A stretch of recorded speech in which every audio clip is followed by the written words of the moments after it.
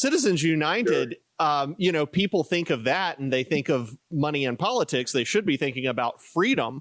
But the left hates you guys. The left has given $400 million. One guy on the left put Barack Obama's former campaign manager in charge of $400 million. And like you just said, put their thumb on the scale. They should be appalled by this, but they were cheering it on. They loved it. First of all, when the left attacks us, we wear it as a badge of honor. We know we're doing something right when the left squeals. So our Citizens United case is exactly right. Was about a film. We made a documentary film just like this one on Hillary Clinton back in 2007, 15 years ago, and the federal government told me they could put me in jail for advertising that movie. And I said, I'm not going to stand for that. And we took them all the way to the United and won in Citizens United versus the federal since 2010.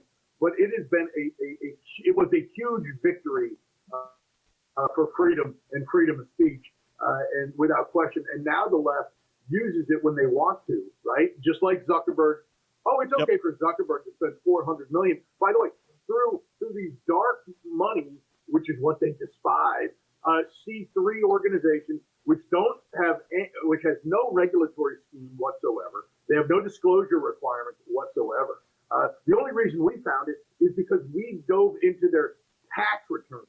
The Center for Tech and Civic Life 990, their annual tax returns, which just came out in January, guys. This only happened in January. We uncovered it and we put it together very quickly. And now Mark Zuckerberg is saying he's not going to do it again. So it's a huge victory for the film. And I think everybody should go to rigged2020.com and stream it for yourself so you can get the facts and evidence, so you can tell your friends and family how this election was rigged in 2020. David, I was thinking about that this morning and how you guys came up with all of this and how you did it so quickly. Are there people, there's got to be more documentation out there. Are people continuing to look through tax returns, 990s, continuing to try to find where all of this money went? Or have we pretty much determined, oh yeah, it went to the left. We know where all of it went. It's accounted for. It went to the left. Yeah, so we don't necessarily know all of that, and I think we will learn more.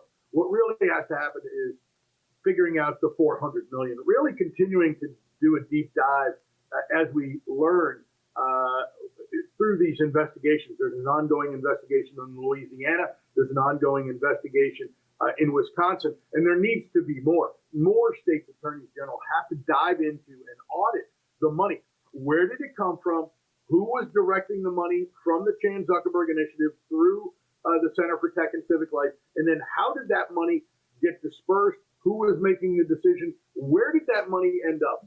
Because that's an incredibly important story so that we make sure. Because one issue is that we caught them doing it and now we can tell people how it was rigged. But as important is to make sure they can't do it again. We have to make sure they can't do it again in November of 2022 and of November 2024. This is an equally important part of this story.